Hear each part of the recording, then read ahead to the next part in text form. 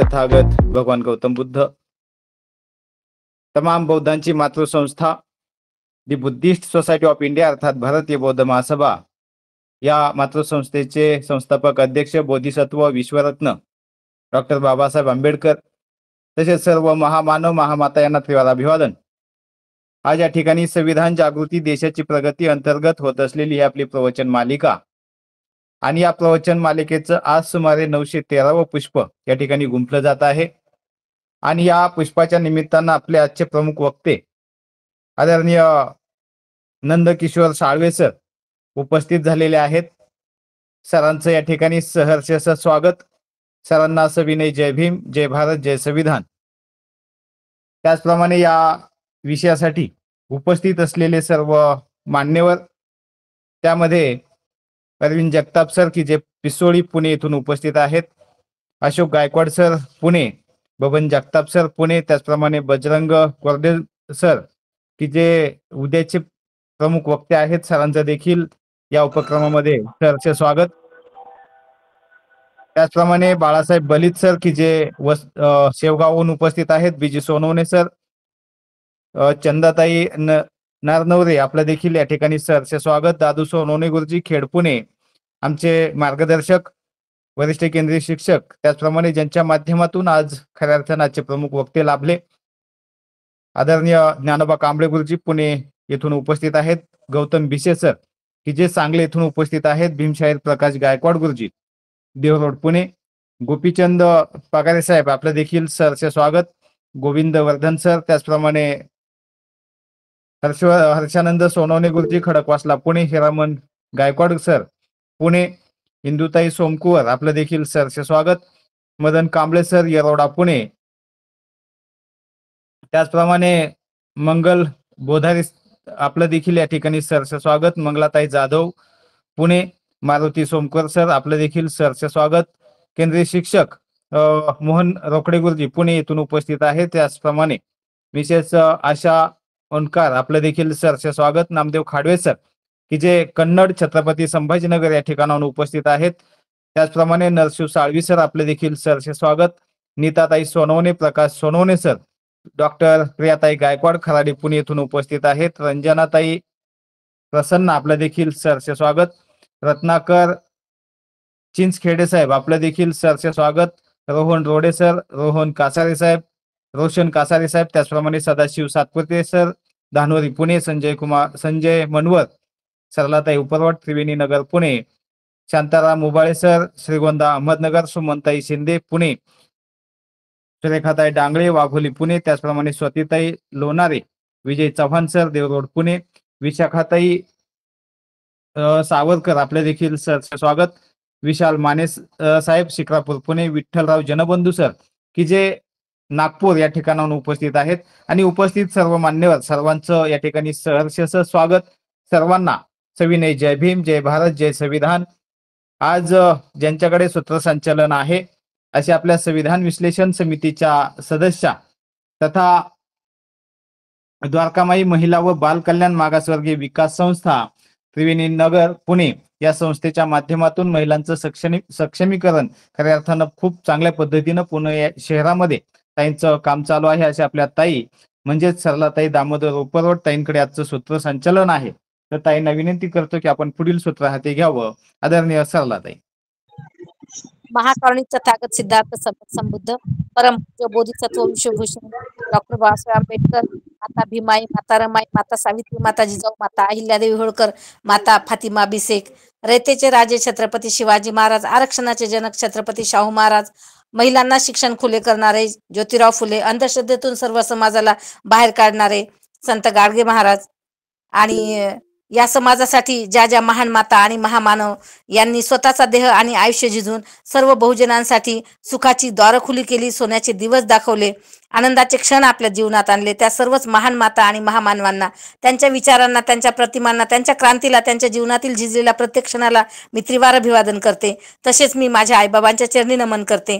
आणि आज आपल्या कार्यक्रमासाठी उपस्थित असलेले आजचे आपले आदरणीय वक्ते आणि सर्व श्रोतागण, सर्व क्षेत्रातून उपस्थित असलेले विचारवंत, प्रज्ञावंत, अभ्यासक, चिकित्सक, बुद्धिवंत, उपासक, उपासिका, बालक, बालिका सर्वांना मी सविनय जय भीम करते.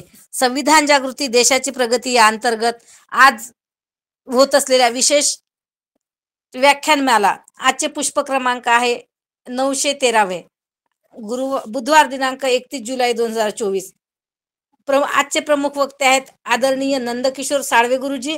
सरांचं शिक्षण आहे MA पाली साहित्य, महाराष्ट्र शासनाच्या आरोग्य सेवेतून प्रशासकीय अधिकारी वर्ग 2 या पदावरून सर सेवानिवृत्त आहेत. भारतीय बौद्ध महासभा माजी शहराध्यक्ष नाशिक. आणि आजचा सरांचा विषय आहे तथागत भगवान गौतम बुद्धांचा कर्मसिद्धांत. तर सरांच्या शिक्षणावरूनच सरांचं सर्व म्हणजे जीवनाचं त्यांचं जे काही कारकीर्द आहे ते जे आतापर्यंत त्यांनी जे काही केलेलं आहे. तर पाली भाषा म्हटलं की खरोखर खूप मोठं हे पद आहे. पाली भाषेची जी काही पदवी आहे ही खरंच खूप छान पदवी आहे. त्यानुसार त्याशिवाय जो काही बुद्धिझमचा जो अभ्यास आहे तो करणं खूप कठीण आहे. आणि पाली भाषा ज्यांना येते, ज्यांनी अवगत केलेली आहे, ज्यांनी शिक्षण घेतलेलं आहे, तर त्यांनाही जे काही बुद्धांचं काही पाली भाषेतलं लिखाण आहे ते करण्यास किंवा ते सांगण्यास सोपं जातं. तर मी जास्त वेळ घेणार नाही. एवढे चांगले वक्ते आपल्याला आज लाभलेले आहेत आदरणीय नंदकिशोर साळवे गुरुजी. तर आपण गुरुजींना ऐकूया. त्यांचे विचार आपल्याला जेवढे होतील तेवढे आपण आचरणामध्ये आणूया. आणि मी जास्त वेळ न घेता आजचे आदरणीय वक्ते आदरणीय नंदकिशोर साळवे. महाकारुणी तथागत भगवान बुद्ध, परमपूज्य विश्वरत्न डॉक्टर बाबासाहेब आंबेडकर यांच्या स्मृतींना आणि विचारांना विनम्र अभिवादन करतो. आज या कार्यक्रमामध्ये बहुजन हिताय बहुजन सुखाय ग्रुप शिक्रापूर पुणे, संविधान विश्लेषण समिती महाराष्ट्र, द्वारकामाई महिला व बाल कल्याण मागासवर्गीय संस्था पुणे यांच्या संयुक्त विद्यमाने खरं म्हणजे आजचा हा जो व्याख्यानाचा कार्यक्रम आहे हा आयोजित करण्यात आलेला आहे. आणि ताईंनी जसं सांगितलं की संविधान जागृती देशाची प्रगती या उपक्रमाअंतर्गत हे जे 913वे व्याख्यान आज संपन्न होत आहे. मला खूप आनंद वाटला की 912 व्याख्यानं झालेली आहेत या उपक्रमाअंतर्गत. ही फार अभिमानाची आणि स्तुत्य अशी गोष्ट आहे. त्यामुळे मी आयोजकांचे त्याच्यासाठी मनपूर्वक अभिनंदन करतो. आणि त्याचबरोबर या ग्रुपचे जे नियोजन करणारे आहेत, तांत्रिक नियोजन करणारे आहेत, ते आमचे धम्मबंधू आयुष्यमान मुकेश गायकवाड सर, त्यांचे सर्व सहकारी, संस्थांचे सर्व पदाधिकारी, त्याचप्रमाणे ज्यांनी आता सूत्रसंचालन केलं त्या सरलताई उपरवट, त्याचबरोबर जे पुढे आभार प्रदर्शन करणार आहेत ते ज्ञानोबा कांबळे गुरुजी यांनाही मी विनम्र अभिवादन करतो, वंदन करतो. ते माझे धम्मबंधू आहेत. आम्ही एकाच संस्थेमधून एकाच वेळेस प्रशिक्षण घेऊन बाहेर पडलेलो आहोत आणि त्यांच्या संपर्कातूनच मी आपल्याशी जुळलेलो आहे. तेव्हा या उपक्रमामध्ये सहभागी झालेले सर्व मान्यवर, सर्व बंधू आणि भगिनींनो, नुकताच वर्षावास सुरू झालेला आहे आणि वर्षावास सुरू झाल्यामुळे सगळीकडे ग्रंथ वाचन चालू आहे. अमावस्या, पौर्णिमा, अष्टमी यांना उपोषित करणारी मंडळी सुद्धा आपल्यामध्ये आहेत, तयार झालेली आहेत. आणि त्या वर्षावासामध्ये धम्मश्रवण करणं हे कुशल कर्म आहे. कालेन धम्मश्रवणं एतं मंगलमुत्तमं असं भगवान बुद्धांनी म्हटलेलं आहे महामंगल सूत्रामध्ये. आणि म्हणून वर्षावास ही ज्ञान संपादन करण्याची वेगळी परंपरा भगवान बुद्धांच्या काळापासून चालत आलेली आहे. आणि त्या दृष्टीनं वर्षावासामध्ये आपण हा जो उपक्रम सुरू केलेला आहे त्यानुसार मी या उपक्रमाचे जे आयोजक आहेत त्या सर्वांचे पुन्हा एकदा मनपूर्वक अभिनंदन करतो. आणि माझा जो विषय आहे त्या विषयाला सुरुवात करतो. विषय आहे भगवान बुद्धांचा कर्मसिद्धांत. भगवान बुद्धांचा कर्मसिद्धांत जो आहे हा जर आपल्याला समजून घ्यायचा असेल तर जसं प्रतित्य समुत्पाद हा सिद्धांत आहे, सप्तबोध्यांग हा सिद्धांत आहे, 37 बोधिपक्षीय धर्म हा सिद्धांत आहे आणि आर्य अष्टांगिक मार्ग हा सिद्धांत आहे. हे सगळे सिद्धांत तुम्हाला एका सूत्रामध्ये सापडतील. धम्मचक्र प्रवर्तन म्हटलं की त्याच्यामध्ये अष्टांगिक मार्ग सापडतो आपल्याला. प्रतिज्ञ समुत्पाद हा एक स्वतंत्र सुत्त आहे, विषय आहे. सतीपठाण हा एक स्वतंत्र विषय आहे. म्हणजे जे जी सुत्त आहेत त्या सुत्तामध्ये आपल्याला लगेच त्रिपिटकामध्ये हे सापडतात. परंतु भगवान बुद्धांचा कर्म सिद्धांत, ज्याला पालीमध्ये कम्म म्हटलेला आहे, हा कुठे असा भगवान बुद्धांनी एकाच सुत्तांमधून सांगितलेला आहे असं कुठे त्रिपिटकामध्ये सापडत नाही. त्रिपिटकाचा बऱ्यापैकी अभ्यास केलेला आहे आणि म्हणून मला असं नेहमी वाटतं की कर्म सिद्धांतावर जेव्हा आपण चर्चा करतो तेव्हा कर्म सिद्धांत हा काही एकाच सुत्तामधून, एकाच गाथेमधून किंवा एकाच धम्मपदामधून सांगितलेला उपदेश नाही. मग जर तुम्हाला कर्म सिद्धांत समजून घ्यायचा असेल तर भगवान बुद्धांचे अनेक सुत्त, जिथे जिथे कर्माविषयी उल्लेख आलेला आहे त्या सुत्तांचा अभ्यास करावा लागतो. ते मी पुढे आपल्याशी बोलणार आहे. धम्मपदामध्ये अनेक सुत्तांच्या कर्मावर उपदेश आहे. त्याचप्रमाणे काही गाथा आहेत, काही पदं आहेत, काही उदान आहेत. या सगळ्यांमध्ये ठिकठिकाणी भगवान बुद्धांनी कर्मावर जे काही बोललेलं आहे त्या सगळ्यांचा संशोधन करून जेव्हा आपण संकलन करतो तेव्हा मात्र कर्म सिद्धांतावर आपल्याला बोलता येतं. ही सगळ्यात महत्वाची गोष्ट आहे. कारण अनेक लोक मला विचारतात की कर्म सिद्धांत समजून घ्यायचा असेल तर कोणतं सुत्त आम्ही समजून घेतलं पाहिजे किंवा वाचलं पाहिजे, अभ्यासलं पाहिजे. परंतु तसं नाही. कर्म सिद्धांत जर समजून घ्यायचा असेल तर भगवान बुद्धांचे अनेक सुत्त अभ्यासावी लागतात, अनेक धम्मपद अभ्यासावी लागतात, अनेक गाथा अभ्यासाव्या लागतात आणि त्यातून मग ठिकठिकाणी आपल्याला ते संदर्भ सापडतात. म्हणून बुद्धांचा कम्म सिद्धांत जेव्हा आपण समजून घ्यायचा असेल तेव्हा कम्म म्हणजे कर्म आणि कर्म म्हणजे कृती करणं, काम करणं, क्रिया करणं, आचरण करणं, या अर्थाने कम्म हा शब्द आलेला आहे. कम्म हा पाली शब्द आहे आणि त्याचा कर्म हा मराठी शब्द आहे. आणि कर्म म्हणजे कर्तव्य होऊ शकतं, कर्म म्हणजे कृती करणं होऊ शकतं, कर्म म्हणजे एखादं काम करणं होऊ शकतं, कर्म म्हणजे एखादी क्रिया करणं होऊ शकतं आणि सगळ्यात महत्त्वाचं म्हणजे कर्म म्हणजे आचरण. अशा दृष्टीने कर्म हा शब्द येतो आणि त्याच्यानंतर सिद्धांत हा शब्द येतो. मग कर्म सिद्धांत जेव्हा आपण असं म्हणतो तेव्हा सिद्धांत शब्दाचा अर्थ असा आहे की एखादं जर प्रतिपादन असेल, एखादा नियम असेल, एखादं तत्व असेल, एखादं शास्त्र असेल, अशा शास्त्राचं दृढपणे प्रतिपादन केलेलं असतं त्याला सिद्धांत असं म्हटले जातं. म्हणजे दृढपणे प्रतिपादन केलेलं शास्त्र किंवा दृढपणे म्हणजे ठामपणे प्रतिपादन केलेले नियम किंवा ठामपणे प्रतिपादन केलेलं तत्वज्ञान त्याला सिद्धांत असं म्हटलं जातं. आणि म्हणून कर्म सिद्धांत असा जेव्हा आपण उच्चार करतो तेव्हा त्याचा अर्थ होतो की कृती किंवा क्रिया करण्याचे शास्त्र किंवा त्याचे नियम किंवा त्याचं तत्वज्ञान, अशा पद्धतीनं कम्म सिद्धांत या शब्दाची फोड आपण समजून घेतली पाहिजे प्रथम. म्हणून कम्म म्हणजे कर्म, कर्म म्हणजे काम किंवा क्रिया किंवा आचरण आणि सिद्धांत म्हणजे एखादं तत्वज्ञान दृढपणे प्रतिपादन करणं, त्याला सिद्धांत असं म्हटलेलं आहे. मग आता बौद्ध धम्माविषयी किंवा बुद्धांच्या कम्म सिद्धांतावर चर्चा करणार आहोत. तेव्हा कर्म सिद्धांत जो आहे हा खऱ्या अर्थानं दोन प्रकारामध्ये आपल्या समोर येतो. बघा, माणूस जे काही कर्म करतो ते कर्माचे दोन प्रकार सांगितलेले आहेत आणि ते दोन प्रकार असे आहेत की काही कर्म बरे असतात, काही कर्म वाईट असतात, काही कर्म खरे असतात, काही कर्म खोटे असतात, काही कर्म कुशल असतात, काही कर्म अकुशल असतात, काही कर्म सत्य असतात, काही कर्म असत्य असतात, काही कर्म आवश्यक असतात, काही कर्म अनावश्यक सुद्धा असतात, काही कर्म खोटेच असतात, काही कर्म खरेही असतात. आणि सगळ्यात महत्वाचं म्हणजे माणसाचे काही कर्म हे हितकारी असतात आणि काही कर्म जे आहेत ते अहितकारी असतात. म्हणून कर्माचे असे दोन प्रकार सांगितलेले आहेत, ते सुद्धा आपण समजून घेतले पाहिजे. परंतु आपण हे जे कर्माचे दोन प्रकार समजून घेऊ त्याच्यामध्ये अकुशल कर्म असेल, खोटं कर्म असेल, वाईट कर्म असेल, असत्य कर्म असेल, अनावश्यक कर्म असेल, अहितकारी कर्म असेल, कल्याण होणारं कर्म असेल, तर अशा कर्मांना दूर ठेवलं पाहिजे.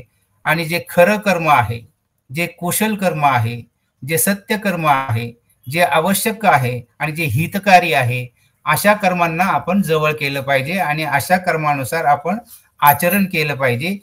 ही बेसिक पार्श्वभूमी कर्म सिद्धांत समजून घेताना लक्षात घेतली पाहिजे. बुद्धांनी वेगवेगळ्या प्रवचनामधून कुशल कर्माविषयी जो उपदेश केलेला आहे त्याला आपण कर्मसिद्धांत असं म्हटलेलं आहे. आणि म्हणून कर्मसिद्धांत जेव्हा समजून घ्यायचा असेल तेव्हा कर्मसिद्धांताची सगळ्यात महत्वाची गोष्ट म्हणजे त्याची व्याख्या आपल्याला माहीत असली पाहिजे. म्हणून कर्मसिद्धांताची व्याख्या अशी सांगितलेली आहे, ती प्रत्येक धर्माची आहे.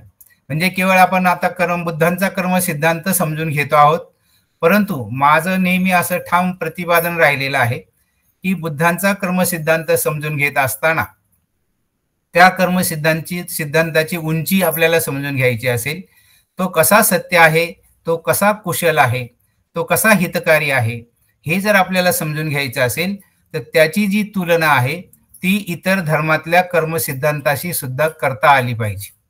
आणि म्हणून इतर धर्माचे म्हणजे प्रत्येक धर्माचा आपापला कर्मसिद्धांत आहे बघा. केवळ आपण बौद्ध धर्माच्या कर्मसिद्धांताविषयी विचार करतो, पण मी काही जेवढा अभ्यास केलेला आहे त्याच्यानुसार मी त्याची तुलना इतर धर्माच्या कर्मसिद्धांताशी करत असतो.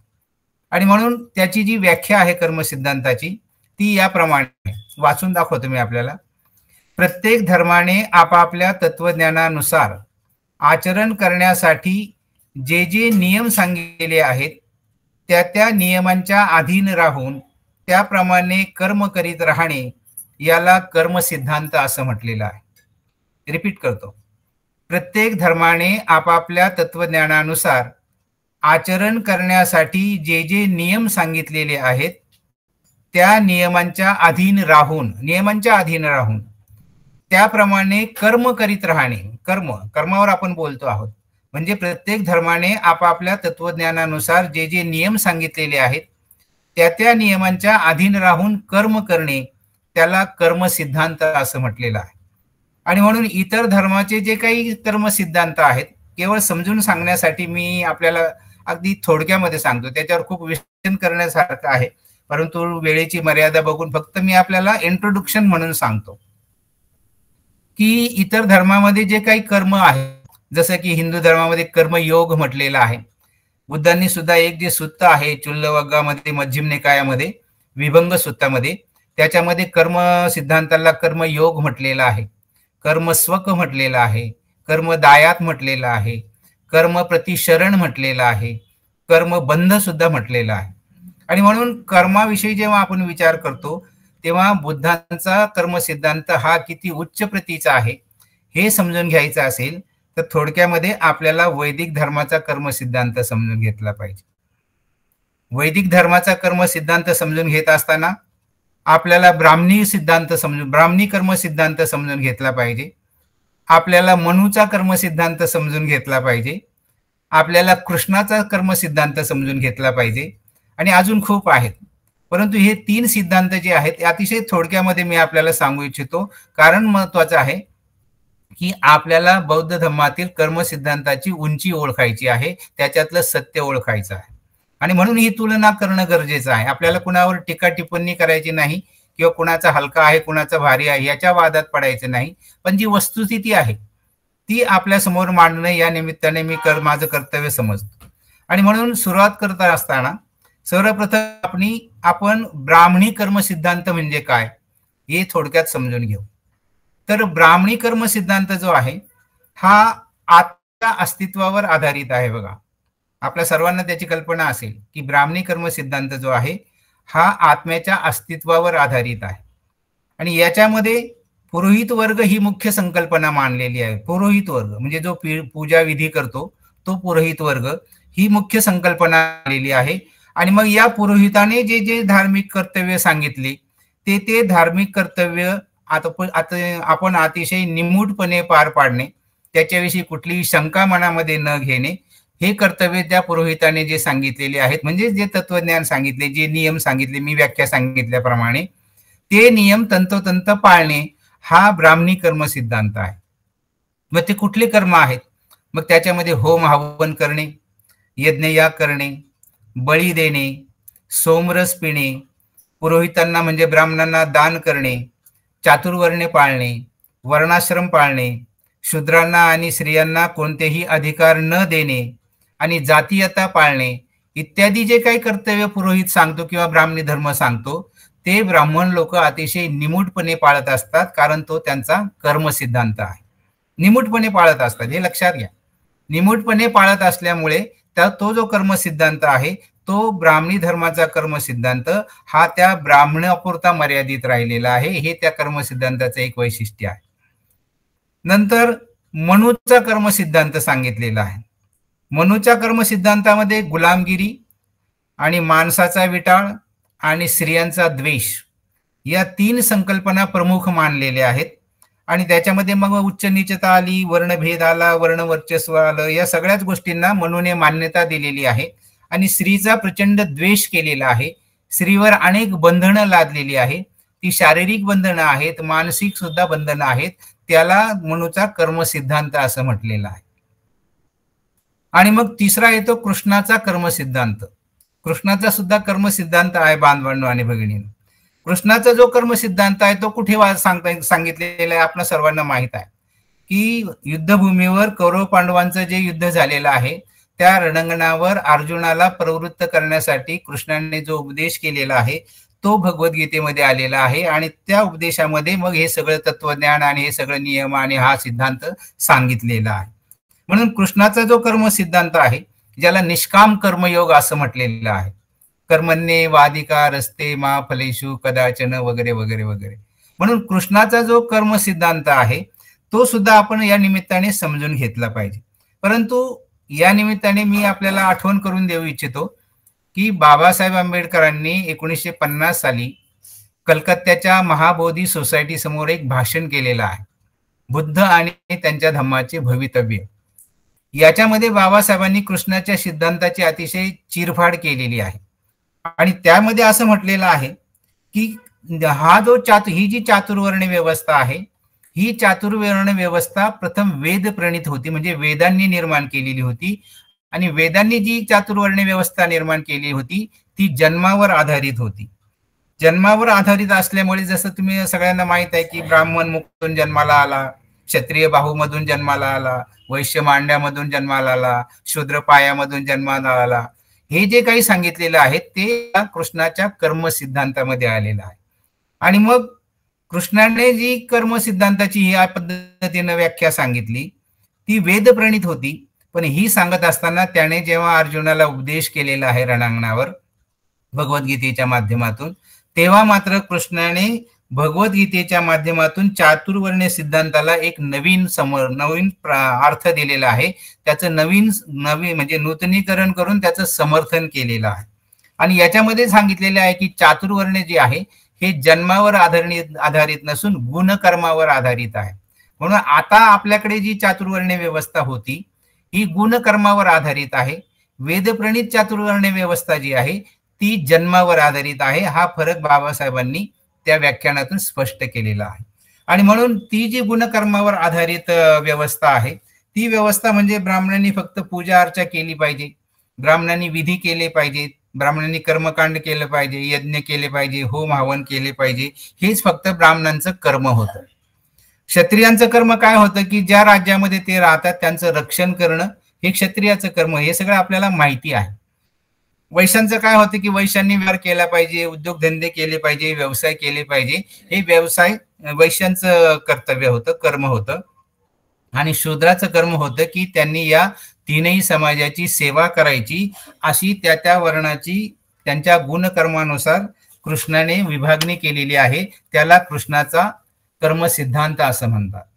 बोलण्यासारखं खूप आहे पण थोडक्यामध्ये तुम्हाला याची इंट्रोडक्शन दिली. आणि ही का दिली त्याचं कारण असं आहे बांधवांनो आणि भगिनींनो की ज्या बुद्धांच्या कर्म सिद्धांताचा आपण आता चर्चा करत आहोत किंवा समजून घेत आहोत तो कृष्णाचा कर्म सिद्धांत, तो मनूचा कर्म सिद्धांत, तो ब्राह्मणी कर्म सिद्धांत किंवा ते एकूणच वैदिक धर्माचे कर्म सिद्धांत जे आहेत हे बुद्धाच्या कर्मसिद्धांतामुळे नामशेष झालेले आहेत.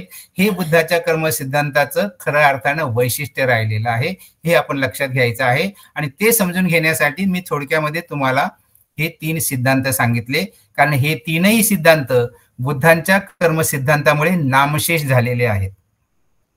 तुम्ही म्हणाल कसं? एक प्रॅक्टिकल उदाहरण देऊन तुम्हाला सांगतो. तुमच्याही शहरामध्ये घडत असेल, मी नाशिकमधून बोलतो आहे. नाशिकमध्ये ते घडतं, मी प्रत्यक्ष बघितलं, आपणही प्रत्यक्ष बघितलं असेल. नामशेष झाले म्हणजे काय झालं, चातुर्वर्ण्य व्यवस्था नामशेष झाली म्हणजे काय झालं, आणि बुद्धांच्या कर्मसिद्धांतामुळे झाली ती कशी झाली. तर आपल्या सर्वांना माहित आहे की बुद्धांचा कर्मसिद्धांत डॉक्टर बाबासाहेब आंबेडकरांनी स्वीकारला आणि आंबेडकरी चळवळीमुळे हे सगळे कर्मसिद्धांत आहेत हे नामशेष कसे झाले हे समजून घेणं फार महत्वाचं आहे. कसं आहे, कसं म्हणाल तुम्ही, तर प्रॅक्टिकली जेव्हा आपण समाजामध्ये बघतो तेव्हा ब्राह्मण वर्ग जेव्हा पुरोहिताचं काम करत होता ती त्यांची मक्तेदारी होती, ती मक्तेदारी बुद्धाच्या कर्मसिद्धांतामुळे पूर्णपणे नष्ट झालेली आहे. कशी झालेली आहे, तर आता लक्षात घ्यायचं आहे की जेव्हा त्या काळामध्ये म्हणजे वैदिक काळामध्ये फक्त ब्राह्मणच पुरोहित करत होता, ब्राह्मणच विधी करत होता. आता तशी परिस्थिती राहिलेली नाही. आता महात्मा फुलेंनी सार्वजनिक सत्यधर्माच्या माध्यमातून अखंड निर्माण केलेले आहेत. स्वतःचा लग्नविधी त्यांनी तयार केलेला आहे, म्हणजे तो ब्राह्मणेतर लग्नविधी आहे आणि ब्राह्मणेतर लग्नविधी करणारा कार्यकर्ता महात्मा फुलेंनी निर्माण केलेला आहे.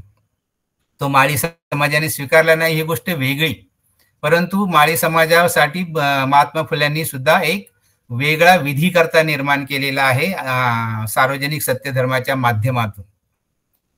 राजर्षी शाहू महाराजांनी सुद्धा शास्त्र तेज गुरु विद्यापीठाच्या माध्यमातून ब्राह्मणेतर विधीकर्ता निर्माण केलेला आहे, परंतु तोही मराठा समाजाने स्वीकारला नाही. हे समाज सगळे पुन्हा ब्राह्मणी आधिपत्याखालीच गेलेले आहे.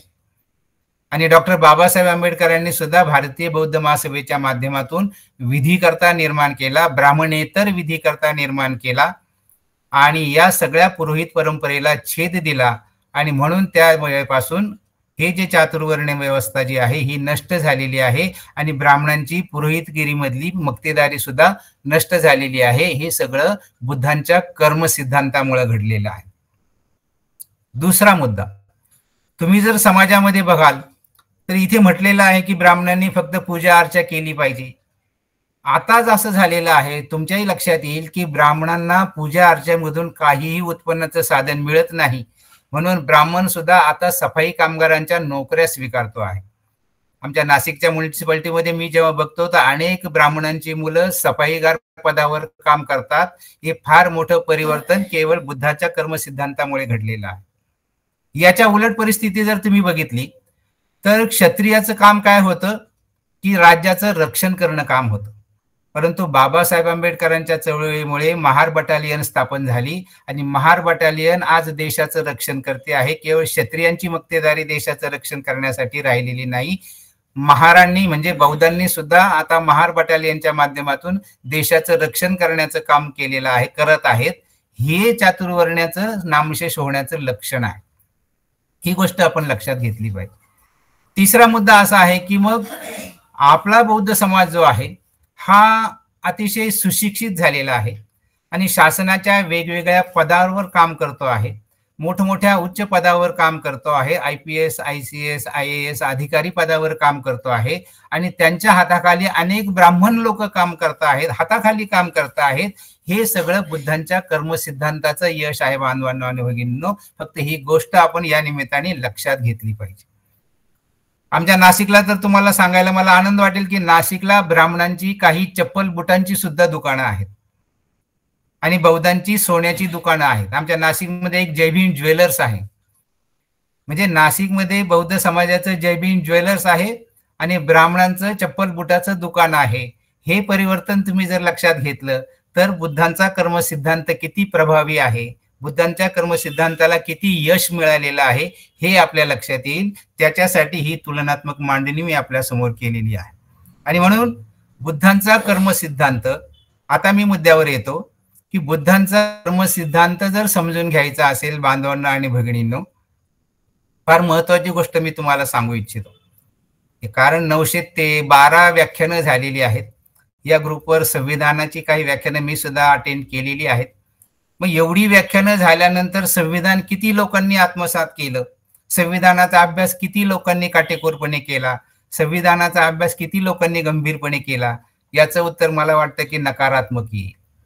आज मी जेव्हा कर्मसिद्धांतावर बोलतो आहे तेव्हा हा कर्मसिद्धांत केवळ या कानाने ऐकून त्या कानाने सोडून देणं आणि इथे हाजरी लावली आणि आपलं कर्तव्य झालं, कर्तव्यपूर्ती झाली असं न घडता आपण हा कर्म सिद्धांत समजून घेतल्यानंतर त्याचं यश जर आपल्याला बघायचं ते द्विगुणित करायचं असेल तर आपण सगळ्यांनी एक गोष्ट लक्षात घेतली पाहिजे की भगवान बुद्धांचा कर्म सिद्धांत जर यशस्वी करायचा असेल तर बौद्ध समाजाने आपल्या आयुष्यातले देव वजा केले पाहिजे.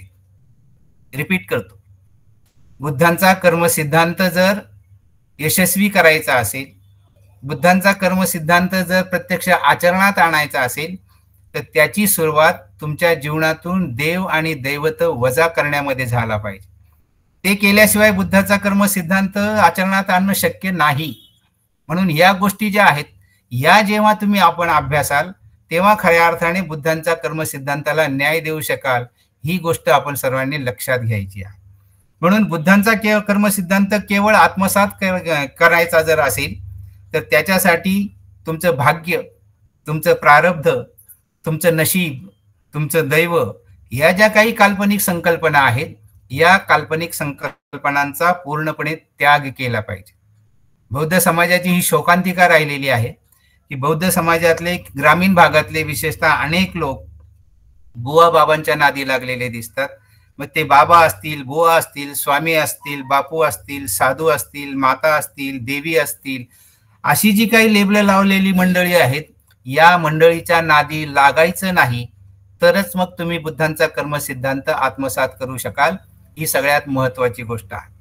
आणि त्या दृष्टीने जेव्हा आपण तुम्ही बघाल तेव्हा बुद्धांच्या कर्म सिद्धांताच्या या ज्या काही पात्रता आहेत, या जी काही अटी शर्ती आहेत या खऱ्या अर्थानं तुम्ही आत्मसात केल्या, आपण आत्मसात, तुम्ही म्हणण्यापेक्षा आपण आत्मसात केल्या पाहिजे. आणि त्या आत्मसात करून आपण जेव्हा पुढे जाऊ तेव्हा बुद्धांचा हा कर्म सिद्धांत जो आहे तो अर्थाने आपल्याला समजेल. हे मी आपल्याला का सांगतो आहे, याचं कारण असं आहे की बाबासाहेब आंबेडकरांनी बुद्ध आणि त्यांचा धम्म या ग्रंथामध्येच हे विश्लेषण केलेलं आहे. या ग्रंथामध्ये असं बाबासाहेब आंबेडकरांनी कर्म सिद्धांताचं एक टॉपिक आहे धम्म, अधम्म, सद्धम्म, जर तुम्ही वाचलं तर त्याच्यामध्ये बाबासाहेबांनी कर्म सिद्धांताचे 3 पॅरामीटर सांगितलेले आहेत, उद्देश सांगितलेले आहेत. पहिला उद्देश सांगितलेला आहे की माणसाला बुद्धिवादी बनवणे हा बुद्धांच्या कर्म सिद्धांताचा पहिला उद्देश होता. माणसाला बुद्धिवादी बनवणे.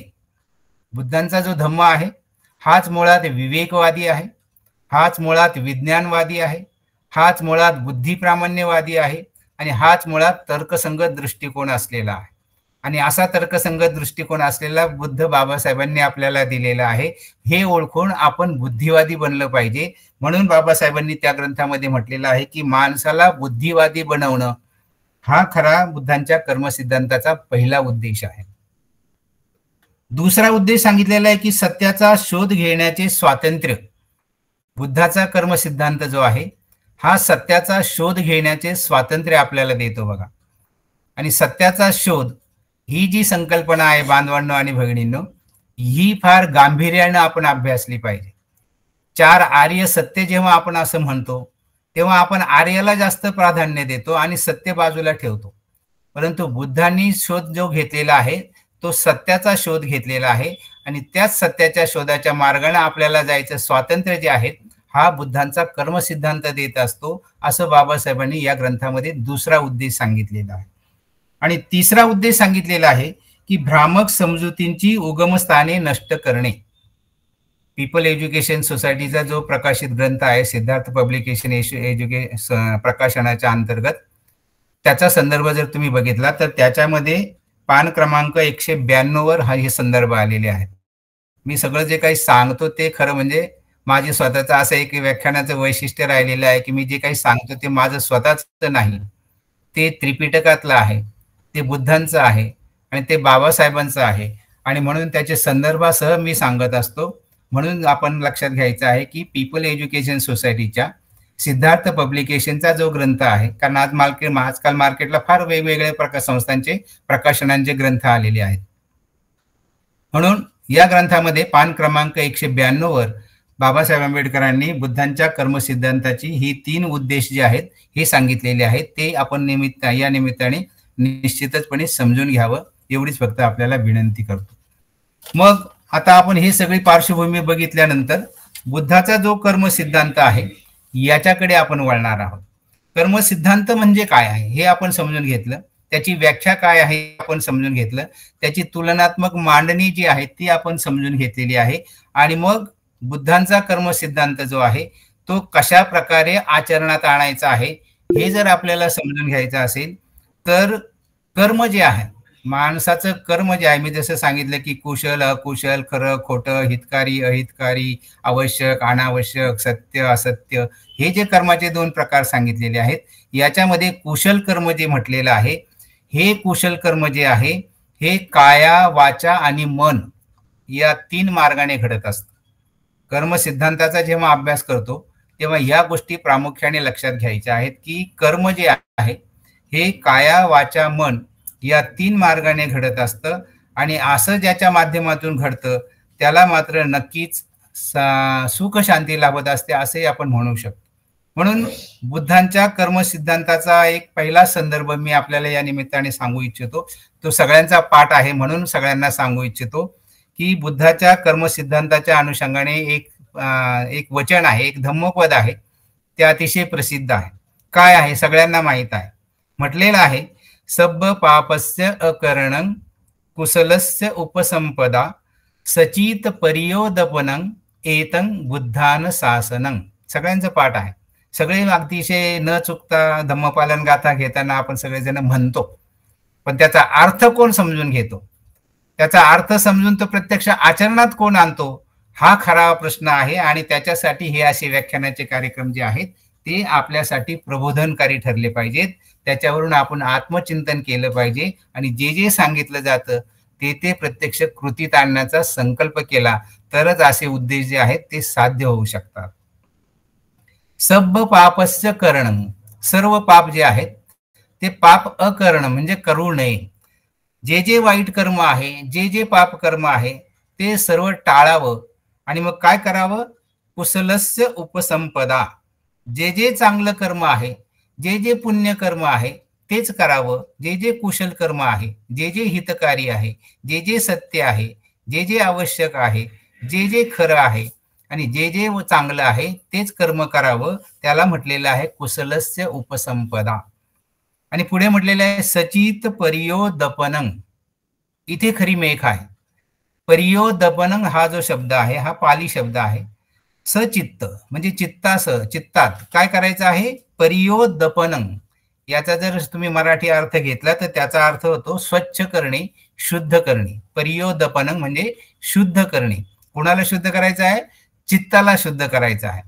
पण प्रश्न असा आहे की चित्ताला शुद्ध करायचं म्हणजे नक्की काय करायचं, चित्ताला शुद्ध करायचं असेल तर ते कसं करायचं, हो की नाही. म्हणून या गोष्टी ज्या आहेत ह्या फार गांभीर्याने आपण आत्मसात केल्या पाहिजे, याच्यावर चिंतन मनन झालं पाहिजे. सचित परियोदपनं, चित्ताला शुद्ध केलं पाहिजे. चित्ताला शुद्ध करण्यात भगवान बुद्धांनी 5 अडथळे सांगितलेले आहेत. त्याला निवारण असं म्हणतात, पाली भाषेमध्ये त्याला पलीघ असं म्हणतात, संयोजन असं म्हणतात. म्हणजे पलीघ, संयोजन किंवा निवारण याचा अर्थ होतो अडथळे, आपल्या कर्मामध्ये येणारे अडथळे. आणि ती जी 5 निवारणं आहेत, ती जी 5 संयोजन आहेत, ते जे 5 पलीघ आहेत त्याच्यामध्ये म्हटलेलं आहे की पहिलं आहे कामछंद, दुसरं आहे थीनमिद्ध, तिसरं आहे उद्धुच्च कुकुच्च, चौथं आहे व्यापाद आणि 5वं आहे विचिकित्सा. हे पाली शब्द आहेत. हे समजून घेणं फार गरजेचं आहे बांधवांनो. हे जे अडथळे आहेत आपल्या कर्मामध्ये येणारे, हे अडथळे आपण समजून घेतले पाहिजेत. पहिला अडथळा आहे कामछंदाचा. कामछंद म्हटलं की आपल्याला फक्त शरीर सुखाची आठवण येते. कामछंद म्हटलं की आपण फक्त उपभोगाची आठवण विचार मनामध्ये आणतो, परंतु तसं नाही. कामछंद याचा अर्थ केवळ शारीरिक सुखाच्या मागे लागणं असा होत नाही, तर आपलं जे कर्म आहे हे कर्म कुशल असलं पाहिजे. आणि त्या कर्मामध्ये जर काही अडथळे येत असतील तर ते अडथळे दूर केले पाहिजे. म्हणून कामछंद जो आहे, काम मनाला लावून घ्यायचं नाही, पण मन कामामध्ये गुंतवायचं आहे, ही त्याच्यातली मेख आहे आणि ती आपण गांभीर्याने स्वीकारली पाहिजे. म्हणून पहिला अडथळा जो आहे तो कामछंद आहे. दुसरा अडथळा आहे थीनमिद्ध म्हटलेला आहे, पाली शब्द आहे. थीनमिद्ध म्हणजे आळस. पण आळस कशाचा, तर आळस हा मनाचा आळस. आळस 2 प्रकारे आहे, एक शरीराचा आळस आहे आणि एक मनाचा आळस आहे. परंतु मनाचा आळस हा प्रथम निर्माण होतो आणि मग तो शरीराच्या आळसाकडे रूपांतरित होत असतो. म्हणून थीन मिद्द मध्ये भगवान बुद्धांनी सांगितलेलं आहे की मनाचा आळस प्रथम दूर केला पाहिजे. एखादे कर्म करायचं असेल तर त्याच्यासाठी दृढ संकल्प केला पाहिजे आणि ते पूर्ण होईपर्यंत त्याचा प्रयत्न करत राहिलं पाहिजे. ते शेवटाला नेलं पाहिजे. ते अर्धवट सोडून देता कामा नये.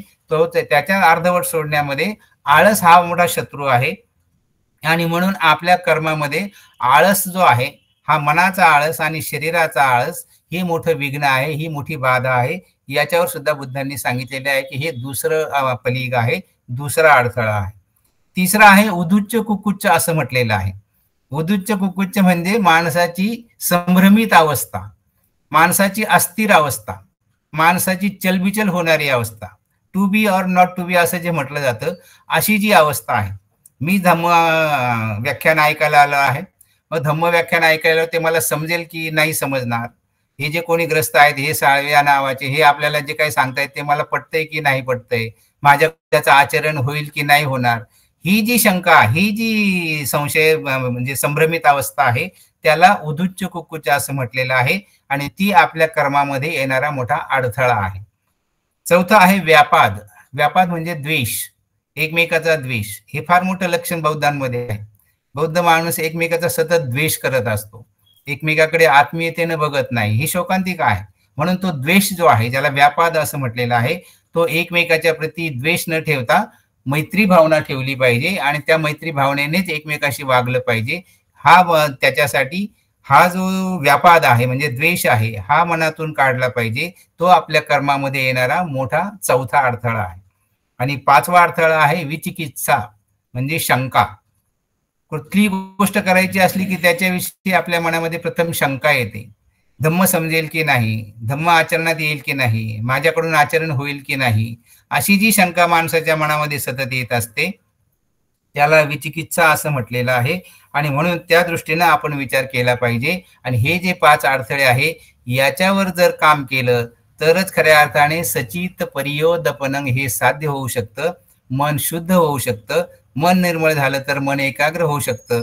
मन एकाग्र झालं तर माणसाला सुख शांती मिळत असते, मानसिक शांती मिळत असते.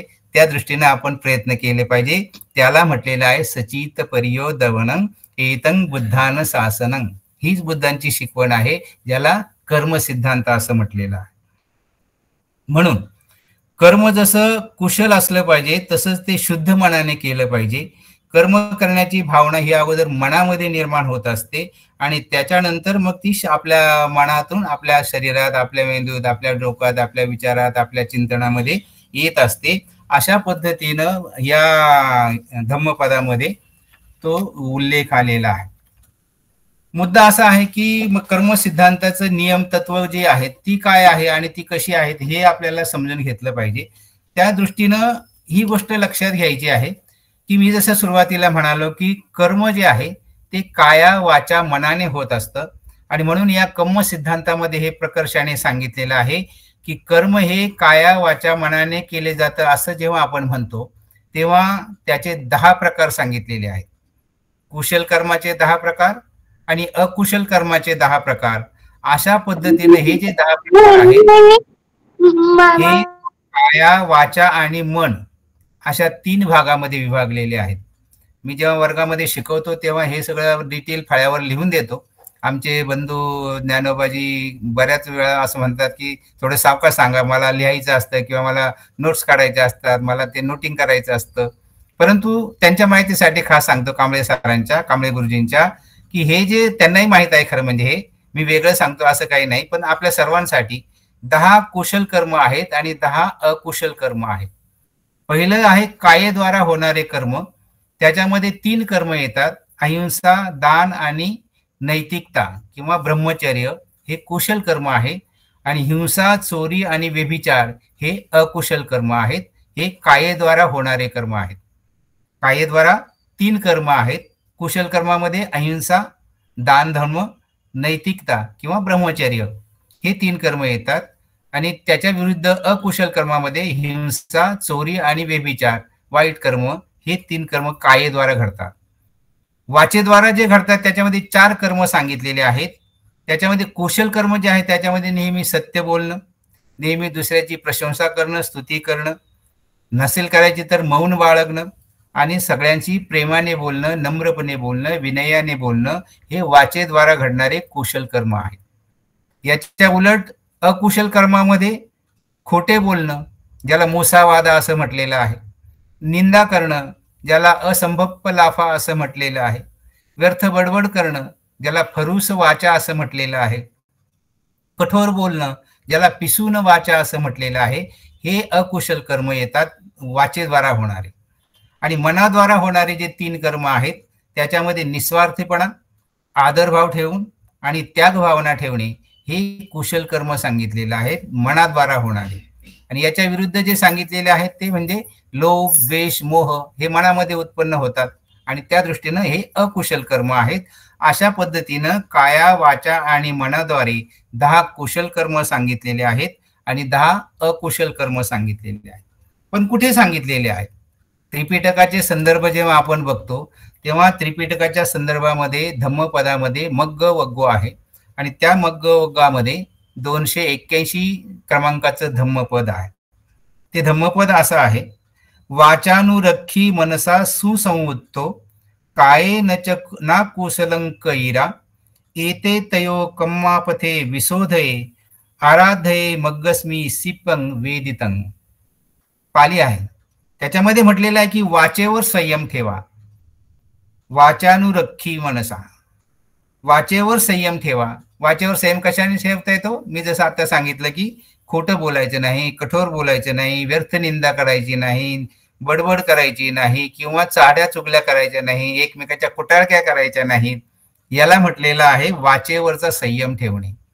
दुसरं म्हटलेलं आहे मनावरचा संयम ठेवणे. मनसा सुसंवत्तो, मनावर संयम ठेवायचा असेल तर लोभ करू नये, मोह करू नये, द्वेष करू नये याच्यासाठी सांगितलेलं आहे. अनेक लोक म्हणतात की लोभ आणि मोह काय आहे? सांगितलेलं आहे लोभ म्हटलं की आपली जी वस्तू आहे ती दुसऱ्याला न देणं आणि मोह म्हटलं की दुसऱ्याची जी वस्तू आहे ती आपल्याला मिळले पाहिजे. अशा अर्थानं जेव्हा आपण विचार करतो त्याला लोभ आणि मोह अशी त्याची वेगवेगळीच कारण किंवा स्पष्टीकरण केलं जातं. आणि अशा दृष्टीनं आपण कायेवर, वाणीवर आणि मनावर संयम ठेवला पाहिजे. त्या अर्थानं जेव्हा आपण हे करू तेव्हा खऱ्या अर्थाने कर्म सिद्धांत समजून घेऊ शकतो. म्हणून हे जे 3 कर्मपद आहे हे कर्मपद आपण समजून घेतले पाहिजे, त्याची आराधना केली पाहिजे. आणि त्या दृष्टीनं जेव्हा आपण त्रिपिटकामध्ये याचे संदर्भ शोधतो तेव्हा अजून एक वत्सल सुत्त आहे. त्या वत्सल सुत्तामध्ये म्हणजे आगिक भारद्वाजला जे सांगितलेलं सुत्त आहे वत्सल सुत्तामध्ये, त्या वत्सल सुत्तामध्ये असं म्हटलेलं आहे, न ज्याच्या वत्सलो होती न ज्याच्या होती ब्राह्मणो कमुन्ना वत्सलो होती कमुन्ना होती ब्राह्मणो. अर्थ सांगत नाही पण अन्वयार्थ सांगतो, त्याचा सारांश किंवा त्याचा भावार्थ सांगतो. बुद्धांचं असं म्हणणं आहे की माणूस हा कर्माने ब्राह्मण होतो, जन्माने ब्राह्मण होत नाही. त्याचा सारांश किंवा भावार्थ लक्षात घ्या. माणूस हा जन्माने ब्राह्मण होत नाही, तर माणूस हा कर्माने ब्राह्मण होतो. मी जेव्हा या धम्मपदाचा अभ्यास करतो तेव्हा माझ्या असं लक्षात येतं की बुद्धांचं जर असं म्हणणं असेल की माणूस हा जन्माने ब्राह्मण होऊ शकत नाही, तर त्याला अनुसरून माझ्या मनात असा विचार निर्माण होतो बांधवांनो आणि भगिनींनो की माणूस जर जन्माने ब्राह्मण होऊ शकत नसेल तर माणूस हा जन्माने बौद्ध सुद्धा होत नाही. माझं हे विधान आपल्याला अतिशय धाडसाचं वाटेल, परंतु आपण ही गोष्ट प्रामुख्याने लक्षात घ्या की माणूस जन्माने सुद्धा बौद्ध होऊ शकत नाही. मी फार गंभीरपणे बोलतोय. कसा होऊ शकत नाही? तुम्ही लक्षात घ्या, आपले जे आई वडील आहेत, आपल्या आई वडिलांनी जर धम्मदीक्षा घेतली नसेल आणि मग धम्मदीक्षा न घेता त्यांच्याच पोटी आपला जन्म झालेला असेल, तर आपल्या आई वडिलांची जर धम्मदीक्षा झाली नाही, ते जर बौद्ध नाहीत, तर मग त्यांच्या पोटी जन्म घेतलेले आपण बौद्ध आहोत का? याचं आत्मचिंतन केलं पाहिजे. फार महत्वाची गोष्ट सांगतो आपल्याला. ज्यांनी ज्यांनी बौद्ध धम्माची विधिवत दीक्षा घेतलेली आहे त्याला खऱ्या अर्थाने बुद्धांनी उपासक आणि उपासिका असं म्हटलेलं आहे. पण आपल्याकडे जो तो जन्माला आला तो सगळेजण आपल्या स्वतःला उपासक म्हणतात. म्हणजे दारू पिणारे सुद्धा स्वतःला उपासकच म्हणत असतात. भ्रष्ट काम करणारे सुद्धा स्वतःला उपासकच म्हणत असतात. हा बौद्ध समाजातील उपासकांचा फार मोठा भ्रम आहे बांधवांनो. म्हणून याच्याकडे फार गांभीर्याने बघितलं पाहिजे. मी असं म्हणत होतो की माणूस जन्माने जर ब्राह्मण होत नसेल तर माणूस जन्माने सुद्धा बौद्ध होत नाही. आणि आपल्या आई वडिलांची धम्मदीक्षा न होता त्यांच्या पोटी आपला जन्म झाला असेल तर आपण सुद्धा जन्माने बौद्ध नाही आहोत. न जच्चा होती ब्राह्मणो न जच्चा होती वत्सलो कमुन्नो वत्सलो होती कमुन्नो होती ब्राह्मणो. फार महत्वाचं धम्मपद आहे. मग आपण जर जन्माने ब्राह्मण नाही ही पहिली गोष्ट असेल तर दुसरा मुद्दा येतो की आपण मग धम्मदीक्षेने तरी ब्राह्मण आहोत का, धम्मदीक्षेने तरी बौद्ध आहोत का. आत्मचिंतन करायला पाहिजे. माझा उद्देश या व्याख्यानाचा हाच आहे की प्रत्येकानेच आत्मचिंतन केलं पाहिजे. मी जन्माने बौद्ध नाही मग मी धम्मदीक्षेने तरी बौद्ध आहे का. परंतु बांधवांनो 90% लोकांची धम्मदीक्षा झालेली नाही, नसते. आणि त्यामुळं आपण धम्मदीक्षेने सुद्धा बौद्ध नाही आहोत. तिसरा मुद्दा येतो आपण जन्माने बौद्ध नाही, आपण धम्मदीक्षेने बौद्ध नाही, मग निदान आपण कायद्याने तरी बौद्ध आहोत का. ही गोष्ट आपण प्रामुख्याने लक्षात घेतली पाहिजे. आणि कायदा जो आहे त्याचा जर विचार केला तर आपल्या भारतामध्ये ब्राह्मणांचे कायदे आहेत, मुस्लिमांचे कायदे आहेत, जैनांचे कायदे आहेत, पंजाब्यांचा कायदा आहेत, परंतु बौद्धांचा मात्र तसा कायदा नाही. आणि आम्ही जेव्हा विधी करतो, एखादं लग्न लावतो, त्या लग्नाचा विधिवत भारतीय बौद्ध महासभेच्या माध्यमातून भलेही सर्टिफिकेट देत असू, पण शासनाच्या दप्तरी हे सगळे लग्न जे आहेत ही हिंदू विवाह कायद्याखाली नोंद केले जातात. हे सुद्धा कदाचित आपल्याला माहीत असेल की नाही मला कल्पना नाही, परंतु हे वास्तव आहे. आणि म्हणून जन्माने आपण बौद्ध नाही, धम्मदीक्षेने आपण बौद्ध नाही आणि कायद्याने सुद्धा आपण बौद्ध नाही. ही बौद्ध समाजाची खरी शोकांतिका आहे. आणि म्हणून चौथा मुद्दा या धम्मपदाच्या आणि कर्मसिद्धांताच्या अनुषंगाने मला सांगावा असं वाटतो की जर आपण जन्माने बौद्ध नसू, धम्मदीक्षेने बौद्ध नसू, कायद्याने बौद्ध नसू, तर मग आपण आचरणाने तरी बौद्ध आहोत का. लक्षात घ्या, रिपीट करतो, आपण आचरणाने तरी बौद्ध आहोत का. याच्यावर मी जास्त भाष्य करत नाही. प्रत्येकाने इशारा समजून घ्यायचा आहे आणि आपलं आचरण हे खरंच बुद्धांच्या कर्मसिद्धांताप्रमाणे आहे का, एवढं जरी आपण समजून घेतलं तरी आजचं जे व्याख्यान आहे ते खऱ्या अर्थाने सार्थकी लागू शकेल. ही सगळ्यात महत्वाची गोष्ट आहे. म्हणून आपण जेव्हा बुद्धांच्या कर्मसिद्धांताविषयी विचार करतो तेव्हा हा जो कर्मसिद्धांत आहे हा कर्मसिद्धांत आपण जेव्हा समजून घेत आहोत, मी जसं सांगितलं की त्याची 10 कुशल कर्म आणि 10 अकुशल कर्म आहेत.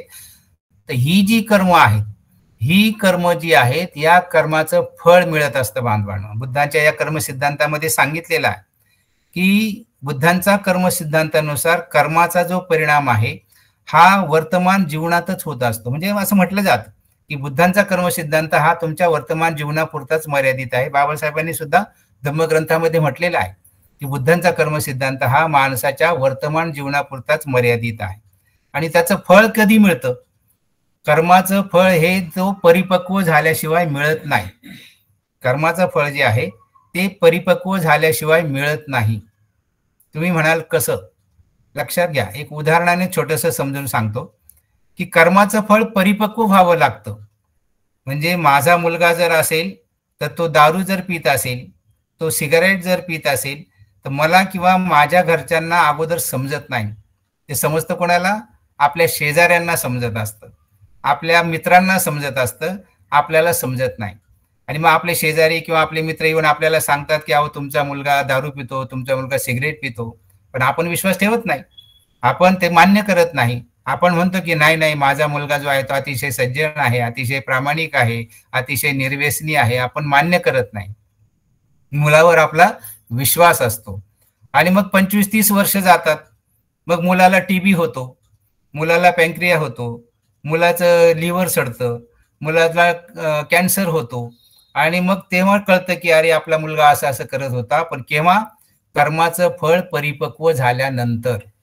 म्हणून बुद्ध असं म्हणतात की कर्माचं फळ हे परिपक्व व्हावं लागतं, त्याच्यानंतरच त्याचे परिणाम दिसत असतात. हे परिणाम जर आपल्याला समजून घ्यायचे असेल तर कर्मसिद्धांत समजून घेतला पाहिजे आणि वेळीच आपण दक्ष झालं पाहिजे.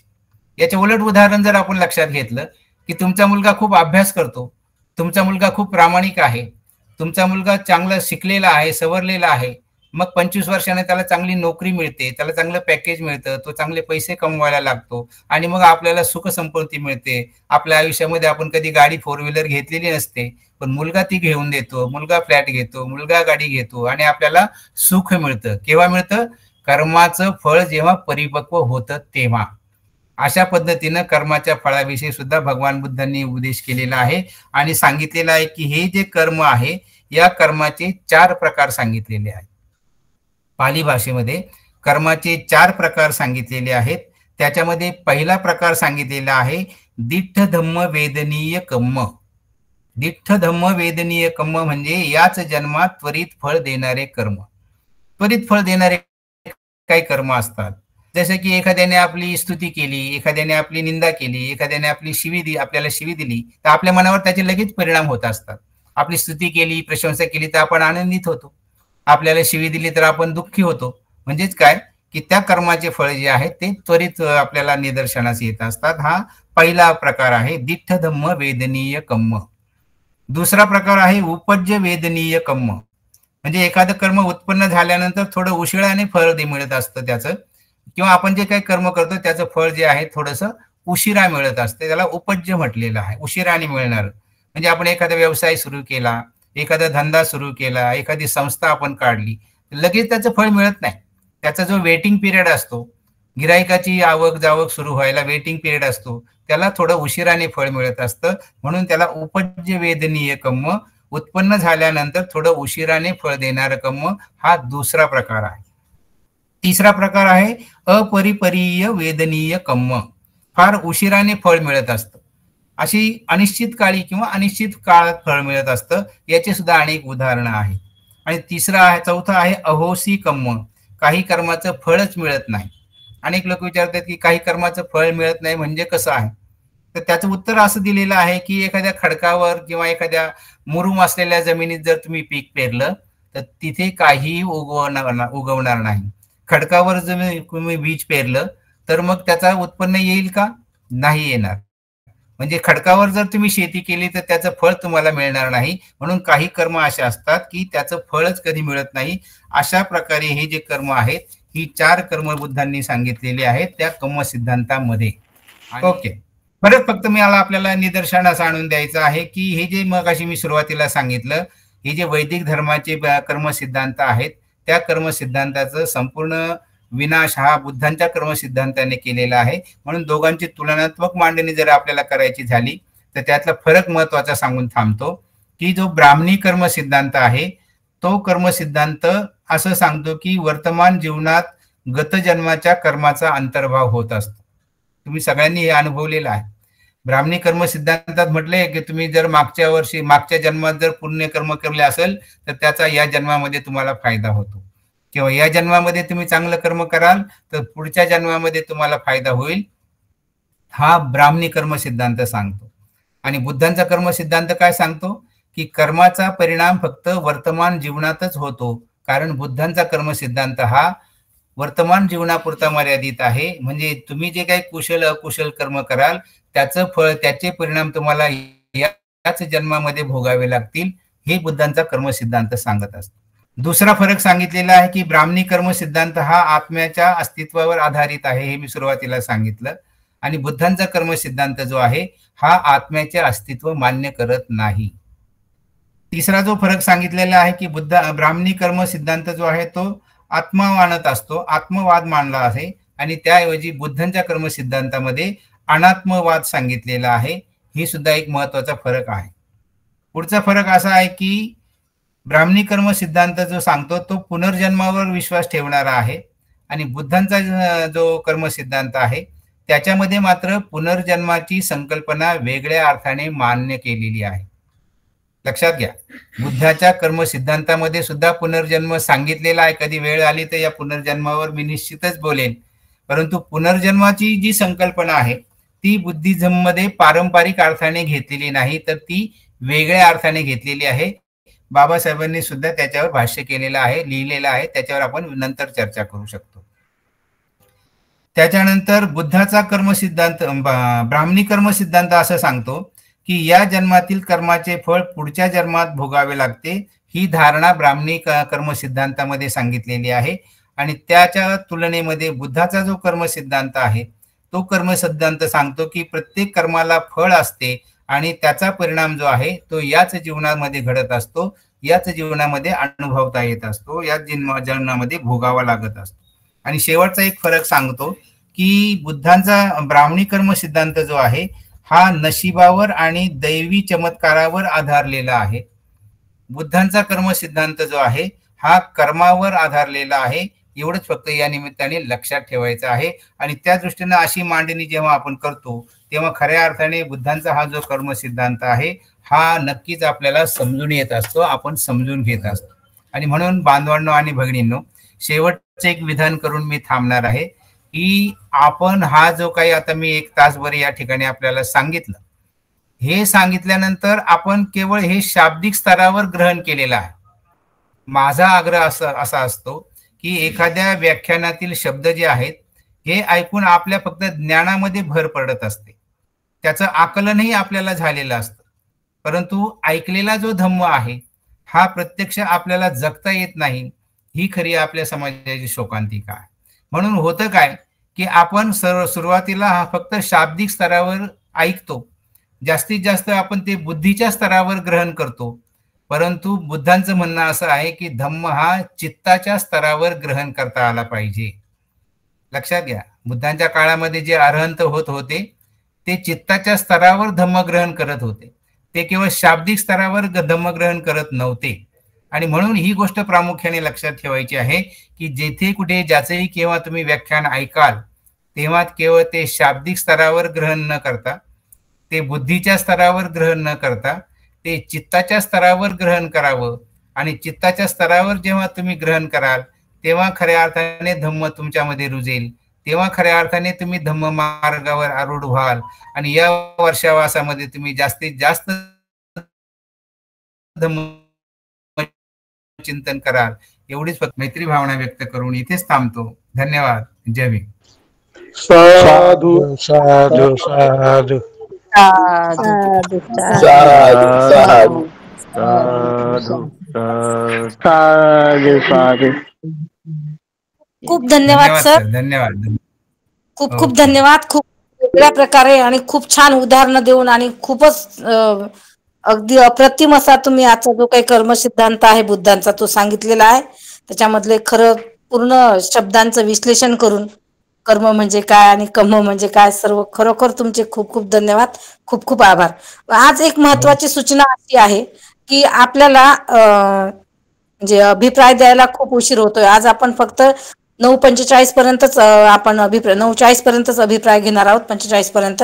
तर कृपया प्रत्येकाने बोलताना वेळेचं भान ठेवून आणि मोजक्या शब्दामध्ये सरांनी कसं दिलं प्रवचन एवढंच फक्त सांगावं. तर आदरणीय अशोक सरांचा हँडराईट झालेला आहे. मी विनंती करते सरांना की सरांनी व्यक्त व्हावं. आदरणीय अशोक सर. सर्वांना जय भीम, आदर्शांना वंदन, सर्वांना जय भीम. गुरुजींना साष्टांग नमस्कार. फार छान असं प्रवचन प्रथम ऐकलं सर.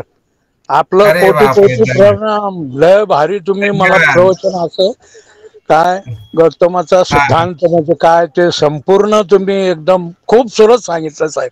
असं कोणी सांगितलं नाही ते तुम्ही सांगितलं. फार मनाला आवडलं, भावलं.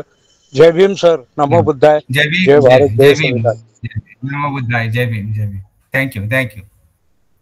धन्यवाद सर. खूप थोडक्यात आपण अभिप्राय दिला. खूप खूप धन्यवाद. यानंतर आदरणीय आणि जे गुरुजींना आता जे प्रवचन दिलं त्याबद्दल मला अतिशय असा मोलाचा प्रवचन झालेला आहे. आणि त्यांनी जे वृत्ती प्राणावर तो धम्म आकलन केल्यापेक्षा चित्ताच्या प्राणावर आकलन करा हा अतिशय महत्वाचा शब्द आहे. आणि अतिशय खरोखर आपण सर्व बुद्धाष्ट लोकांनी आणि सर्व मानव जातींनी धम्म जर आकलन चित्ताच्या बलावर जर केला तर खरोखर धम्म आपल्याला समजेल. आणि मी त्यांचं गुरुजीचं मनापासून हृदयापासून अभिनंदन करतो आणि इथंच मी थांबतो. जय भीम. धन्यवाद. जय भीम. जय भीम. धन्यवाद सर. खूप खूप धन्यवाद. यानंतर आदरणीय मदन सरांना विनंती आहे, सरांनी आपला अभिप्राय व्यक्त करावा. सर्वांना ग्रुपवरील सर्व माझ्या बौद्ध बांधवांना मानाचा जय भीम. तसेच आदरणीय नंदकिशोर साळवे सरांना यांना खूप खूप धन्यवाद देतो आणि मानाचा जय भीम करतो सर. खूप छान खूप छानपैकी आपण हे लेक्चर दिलं त्याच्याबद्दल मनापासून, कारण हे भावलं मनाला. माझ्या घरातल्या सर्वांनी ऐकलं, सगळेजण भाऊ झाले मनापासून आणि ग्रुपवर पण सगळेजण ऐकत असतात. तुमचं खूप कौतुक करतो. कारण काय माहिती का, हे काया वाचा मन ह्याच्यावरती जर लोकांनी हे केलं तर आपल्यामध्ये जे कटुता आहे, तुम्ही सांगितलं की बुद्धविहारात गेल्याच्या नंतर एक प्रकारची कटुता असती, समोरच्याला व्यवस्थित बघत नाही, तो असा तो तसा, ही कटुता नाहीशी केली पाहिजे. प्रेमाने जग जिंकतं. जसं गौतम बुद्धांनी जिंकलं सर्वांना, आंबेडकरांनी सगळ्यांना. एकटे असताना अख्ख्या पेनाच्या टोकावर सगळं अख्खं पार्लमेंट हलवणारा एकच माणूस झाला, तो म्हणजे डॉक्टर बाबासाहेब आंबेडकर. बापाचा बाप झाला. त्यांचं तुम्ही मनोगत, आम्ही तर गाय कलाकार आहोत सर, आणि मी स्टेशन आणि गायनातून तुम्हाला दादांच्या म्हणजे आलो मी, आणि त्यांच्यामुळे मी गायनातून खूप प्रबोधन केलं. आणि त्याच्यानंतर मला ऐकलं, मनापासून मी तुम्हाला धन्यवाद देतो सर. कारण हे महत्वाचं आहे की लोकांनी प्रेमाने राहिलं पाहिजे. कटुता जी आहे मनाची नाहीशी केली पाहिजे. आणि काया वाचा आणि मन, मी माझे आदरणीय बांधव ज्ञानोबा कांबळे यांनी सांगितल्यापासून मी वर्षवास पकडतो, आणि वर्षवास पकडल्यामुळं माझ्यातले जे घाणेरडे विचार आहेत, जे वाईट विचार नाहीसे झाले, आणि मी चांगल्या मार्गावर आलो. म्हणजे कसं माहिती का, नव्हतेच मला पहिल्यापासून विकार, पण वर्षवास चालू झाल्याच्या नंतर आणि तुमची अशा लेक्चर ऐकून भाऊक होतो मी कधी कधी, आणि खूप बोलायचं आहे मला. शासनाचे GR आता निघालेले आहेत, शासनाचे GR निघालेले आहेत. मी नाशिकमध्ये बुद्धिस्ट इंटरनॅशनल स्कूल नावाची एक संस्था चालवतो, आणि त्या संस्थेमध्ये ज्या ज्या मुलांचं ऍडमिशन करतो त्याचं फक्त बौद्धच लावतो, हिंदू महार लावत नाही. आणि त्याच्या संबंधीचे GR पालकांना दाखवतो, तेव्हा मग त्यांचं समाधान होतं. तर GR पाहिजे असेल तर मी गायकवाड सरांच्या व्हॉट्सअपवर टाकेन. ओके, पुढे कोणी बोलत आहे? स्तुती करण्यापेक्षा काही शंका जर असल्या तर त्या विचारू शकता तुम्ही. धन्यवाद सर, खूप खूप धन्यवाद मदन सर. यानंतर आदरणीय सदाशिव सर, आपण आपला अभिप्राय व्यक्त करावा. हॅलो, बोलू का मी? हो, जय भीम. सरांचं अभ्यासपूर्ण आणि खूपच विवेचन छान झालेलं आहे. सर माझे गुरु आहे, गेल्या 4 वर्षापासून मी त्यांची विद्यार्थिनी आहे. मला आज त्यांच्या व्याख्यानाचा लाभ मिळाला. मी माझ्या स्वतःला गुरुपौर्णिमेच्या निमित्त का होईना सरांचं लेक्चर ऐकण्याचा मला लाभ मिळाला. मी खूप धन्यवाद ते सारे सर. सविनय जय भीम. वा वा वा, तेजाळे मॅडम या निमित्ताने तुमचं दर्शन झालं. Very good, very good. वा वा वा, छानच छानच. बरे आहे ना तुम्ही? हो हो, बरे बरे. धन्यवाद ताई, खूप धन्यवाद. तुम्ही सरांच्या स्टुडंट आहात हे ऐकून आम्हाला खूप बरं वाटलं. आदरणीय सदाशिव सरांना विनंती करते, सरांनी व्यक्त व्हावं. आदरणीय सदाशिव सर. आदर्श तुम्हा सर्वांना सविनय जय भीम. आज जे कर्मसिद्धांत बुद्धांचा त्यांनी सांगितलं, त्याच्यामध्ये त्यांनी इतर धर्माचं पण आपल्याला विश्लेषण करून सांगितलं की इतर धर्मामध्ये कसा कर्मसिद्धांत आणि बुद्धांचा कर्मसिद्धांत कसा आहे. पण तो फक्त ऐकून वाचून असं न करता आपण आचरणाने ते आपण दाखवून दिलं पाहिजे.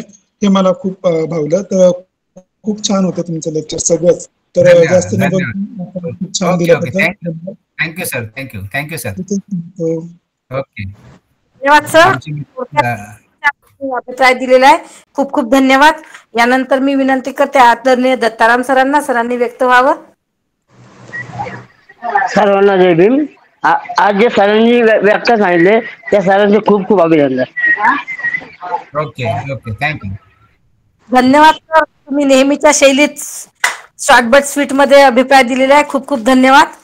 यानंतर आदरणीय सुरेखाताईंचा हँडराईट झालेला आहे. मी विनंती करते ताईंनी व्यक्त व्हावं. सर्वांना सविनय जय भीम. आदरणीय नंदकिशोर सरांनी जे कर्मसिद्धांत असं सुलभ आणि सोप्या आणि संक्षिप्त भाषेमध्ये सांगितलं, इतर धर्मामध्ये आणि भगवान बुद्धांच्या कर्मसिद्धांतामध्ये सारखा आहे का, हा सर्वसामान्याला प्रश्न, म्हणजे सर्वसामान्याला पडणारा प्रश्नाचे उत्तर आपण दिलं. आणि सर्व धर्मांमध्ये जे कर्मसिद्धांत तुलनात्मक अभ्यास करणं हे किती महत्वाचं आहे हेही समजावून सरांनी सांगितलं. अगदी शब्दामध्ये जरी समानता असली तरी ते आपण कशा प्रकारे आचरणात आणायचे, म्हणजे आपल्या बुद्ध धम्मामध्ये कशा प्रकारे आचरणात आणायचे, त्याचा मार्ग काय आहे याविषयी सरांनी खूप सुंदर असं मार्गदर्शन आणि धम्मदेशना दिली. यासाठी सरांना अनंत मंगल कामना, मंगल मैत्री भावना, आपल्या जीवनामध्ये सुख समाधान आयुष्यवर्ण आणि बल प्राप्त हो, अशा प्रकारची मंगलमय उदात्त भावना व्यक्त करते. खूप खूप धन्यवाद व्यक्त करते. सर, आपल्याला पुन्हा ऐकण्याची एकदा संधी मिळावी अशी विनंती. नक्की नक्की नक्की नक्की धन्यवाद धन्यवाद. सुरेखा मला आमचे मित्र दिसत आहेत, नाशिकचे आमचे संस्थेचे अध्यक्ष आहेत गोपीचंद पगारे साहेब दिसत आहेत मला. दोन शब्द बोलू का? काहीतरी बोलायचं. बोला बोला सर बोला. सर्वांना सविनय जय भीम. जय भीम जय भीम. भगवान गौतम बुद्धाचा जो कर्म सिद्धांत आहे, भगवान गौतम बुद्धाचा कल्याणकारी उपदेश, विश्वबंधुत्वाचा उपदेश आणि जो नैतिक उपदेश आहे तो आपण सर्वांनी सदाचाराने आणि चित्ताच्या एकाग्रतेने तो श्रवण करावा अशी सर्वांना विनंती आहे. भगवान गौतम बुद्धांनी विनय पिटकामध्ये आपल्या शरीराचं आणि वाणीचे जे नियमन सांगितलेले आहे, जो विनय सांगितलेला आहे तो विनय देखील अतिशय महत्त्वाचा आहे. कर्म सिद्धांत पाळताना या सर्व नियमाचं आकलन करून तथागतांचा हा उपदेश म्हणजे परियत्ती, पटिपत्ती आणि परिवेदना अशा जो भागात विभागलेला आहे त्या सर्व भागांचं आकलन करून प्रत्येक बौद्ध व्यक्तीनं हा धम्म पुढे नेण्यासाठी आणि स्वतःला आचरणयुक्त करण्यासाठी पुढे जावं अशी मी आपल्याला सर्वांना नम्र विनंती करतो. आदरणीय आमचे गुरुवर्य नंदकिशोर साळवे यांचं लेक्चर आम्ही आमच्या सम्यक बुद्ध विहारामध्ये नेहमीच ऐकत असतो. त्यांचं बुद्ध धम्म आणि त्यांचा संघ आणि मिलिंद प्रस्थ या ग्रंथांचं निरूपण ऐकत असतो. त्यांची सांगण्याची जी पद्धत आहे ती मनाला भावणारी आहे. अशा प्रकारचे जे श्रवण करते आचार्य, पालीचे अभ्यासक, आता नुकतंच आमच्या नाशिक रोडमध्ये यमेन पालीचा अभ्यासक्रम लवकरात लवकर सुरू होत आहे. आपण त्याचं ते ग्रहण करावं. आजच्या या कर्म सिद्धांतानुसार आपण सर्वांनी कुशल कर्म करावं अशी मी आपल्याला सर्वांना विनंती करतो. जय भीम. जय भीम सर. जय भीम. धन्यवाद धन्यवाद धन्यवाद sir.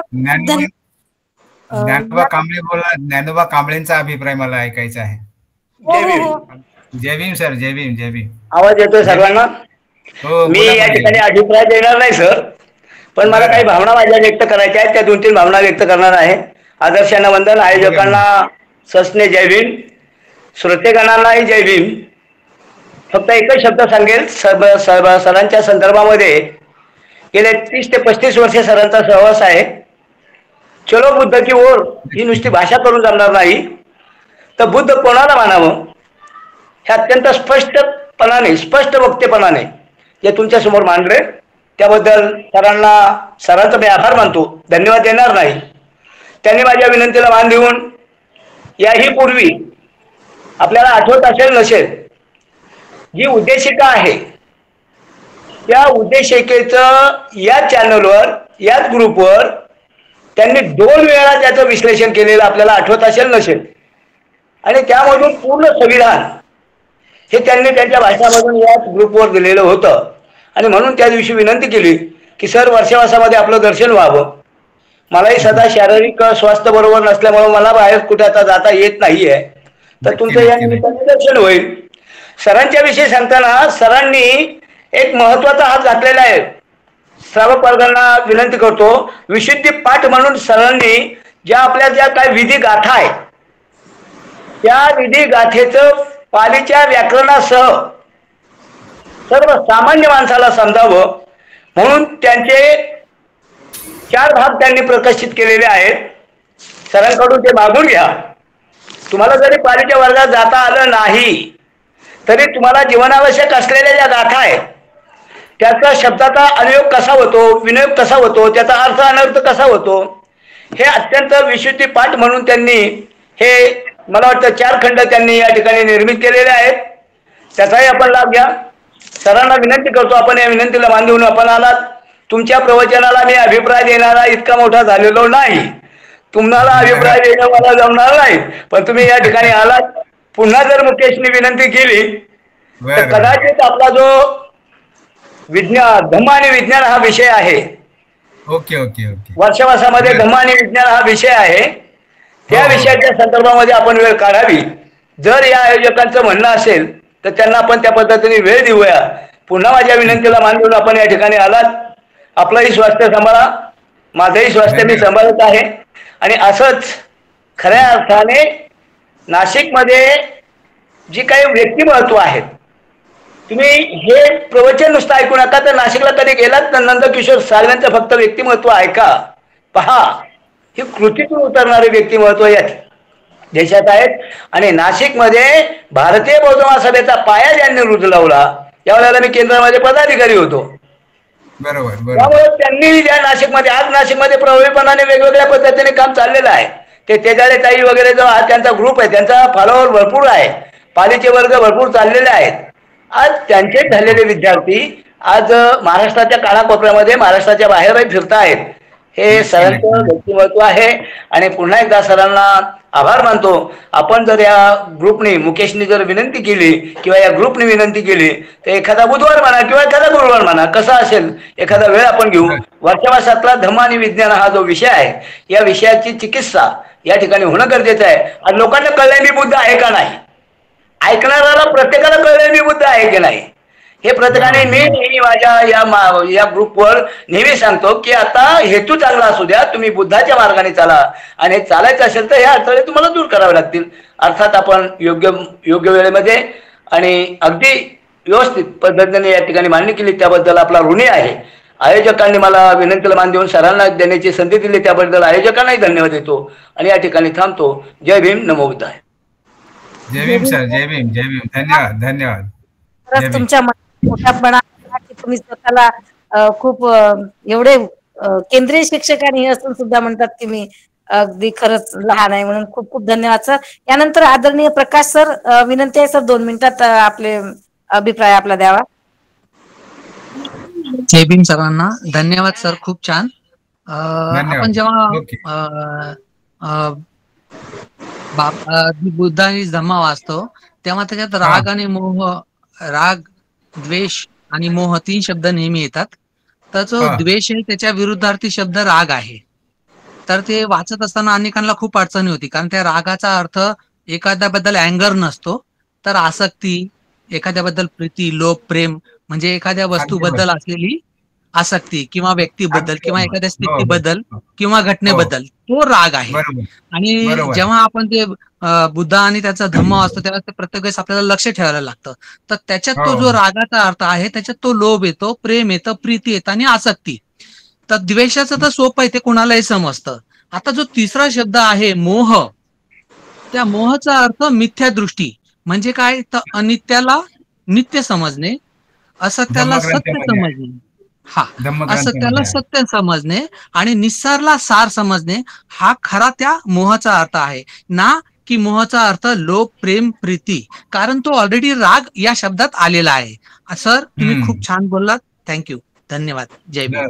Okay okay, thank you sir, thank you. धन्यवाद प्रकाश सर, खूप छान तुम्ही सांगितलेलं आहे. आपली वेळ झालेली आहे, कारण 9:54 झालेले आहेत. मी जास्त वेळ आदरणीय मुकेश दादांना विनंती करते की दादांनी आपल्या उद्याच्या कार्यक्रमाची रूपरेषा सांगावी. आदरणीय मुकेश गायकवाड. धन्यवाद ताई. आदर्शांना वंदन. उपस्थित आजचे प्रमुख वक्ते आदरणीय नंदकिशोर साळवे सर आणि सर्व मान्यवर, सर्वांना सविनय जय भीम, जय भारत, जय संविधान.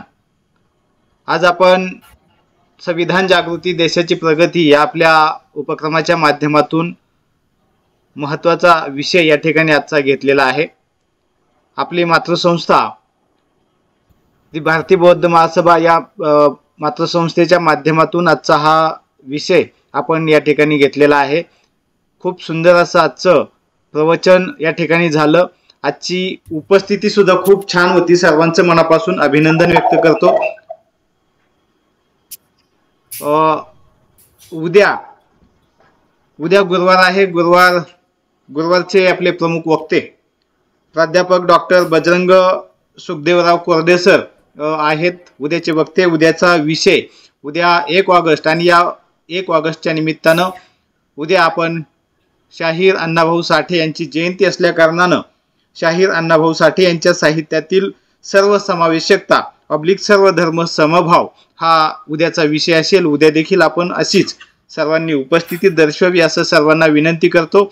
आणि आदरणीय साळवे सरांना पुनश्च एकदा विनंती की आपण जसं आता आदरणीय कांबळे सरांनी सांगितलं तसं आम्हाला नक्की यानंतर देखील असाच एखादा विषय द्यावा. या अगोदर देखील आपण 1 ते 2 विषय आपल्या या उपक्रमामध्ये दिलेले आहेत. आपलं मनापासून धन्यवाद व्यक्त करतो आणि या ठिकाणी थांबतो. धन्यवाद ताई. ओके, धन्यवाद. धन्यवाद दादा, खूप खूप धन्यवाद. आणि मी आता विनंती करते आजचा जो काही शेवट कार्यक्रमाचा जो काही शेवट आहे तो ज्यांच्याकडे आहे ते सर्वांचे लाडके आणि सर्वांना हर्ष आणि आनंद देणारे ते आपले सर्वांचे आदरणीय हर्षानंद गणपत सोनवणे सर कवी आहेत, लेखक आहेत, सामाजिक कार्यकर्ते आहेत, संस्थापक सदस्य, उपाध्यक्ष, सम्यक साहित्य परिषद पुणे. तर मी जास्त वेळ न घेता आदरणीय सरांना विनंती करते की आजचं जे काही आभाराचं कार्य आहे ते सरांनी हाती घ्यावं. आदरणीय हर्षानंद सर. धन्यवाद ताई. फक्त मला 8 मिनिटं द्या, फक्त 8 मिनिटं.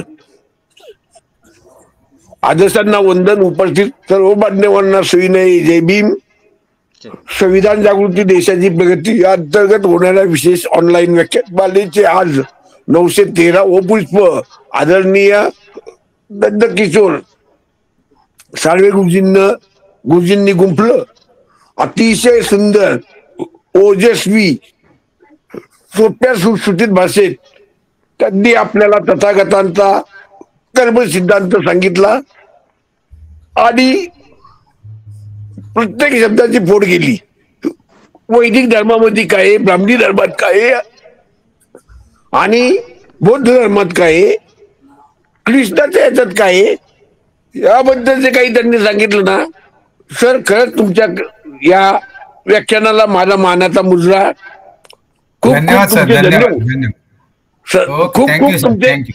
खूप खूप तुमचे धन्यवाद मानतो. आणि तुम्ही परत यावं आणि बुद्ध आणि विज्ञान या विषयावर बोलावं असं मला वाटतं. आज आपल्या उपक्रमाला उपस्थिती चांगली होती. अच्छा, 9:68 आपल्या उपक्रमाला 68 परिवार सहकुटुंब सहपरिवार उपस्थित होते. आमचा हा उपक्रम सर्व कुटुंब सहपरिवार सहकुटुंब मानता ऐकतात ही आमची जमेची बाजू. मी या परिवाराचं विशेष आभार मानतो. ते जर नसले तर हा कार्यक्रम उपस्थित होऊ शकत नाही.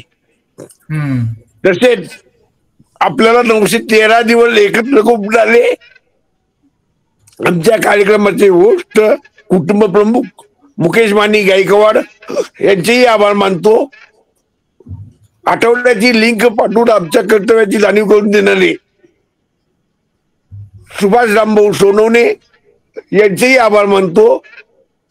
हा कार्यक्रम चालू असताना जेव्हा हा 68 हा आकडा होता तेव्हा या लिस्टचं स्क्रीनशॉट पाठवून काढून तो बहुजन इथे बहुजन सुखाई ग्रुपला पाठवतात. त्याच्यावर आम्हाला समजतं की काल आपल्या उपस्थित किती लोक होते. तर त्या माधुरीताई कोटांगले त्यांचेही आभार मानतो. आणि सगळ्यात महत्वाचं म्हणजे ज्यांनी आज अभिप्राय दिला. हे बघा, मी पहिली नावं लिहिली होती, नावं पुढं मागे झालेली आहेत तर कुणी म्हणू नये. अशोक गायकवाड, माया इंगळे, मदन कांबळे, सदाशिव सातपुते, विद्याधर देशमुख, सुरेखा डांगळे, विजया तेजळे, दत्तात्रय जगताप, सुमन शिंदे, प्रकाश सोनवणे अशी ही लिस्ट केली होती. तर ज्यांनी अभिप्राय केले सांगितले, बोलले आणि आमच्या कार्यक्रमाची शोभा वाढवली. त्या सर्वांचं मी विशेष आभार मानतो. या कार्यक्रमाचे अजून कोण राहिला असेल तर नाही, पण मला वाटतं सगळे माझे याच्यात आलेले आहेत. सगळ्यांची मी नावं घेतलेली आहेत. सगळ्यात महत्वाचं नाव राहिलं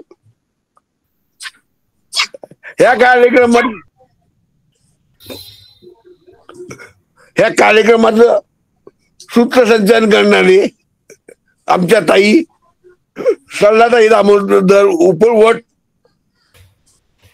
संचालिका द्वारकामाई महिला व बालकल्याण मागासवर्गीय विकास संस्था त्रिवेणी नगर, त्यांनी एकदम चांगल्या याच्यात सूत्रसंचालन केलं.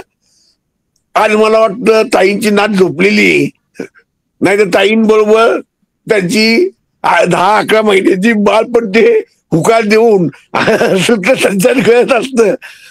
तर आज काही तिचा आवाज नाही आला तर ताईंचे आभार मानतो. शिवाय या कार्यक्रमाचे आयोजक आहेत बहुजन हिताय, बहुजन सुखाय ग्रुप, शिक्रापूर, द्वारकामाई महिला व बाल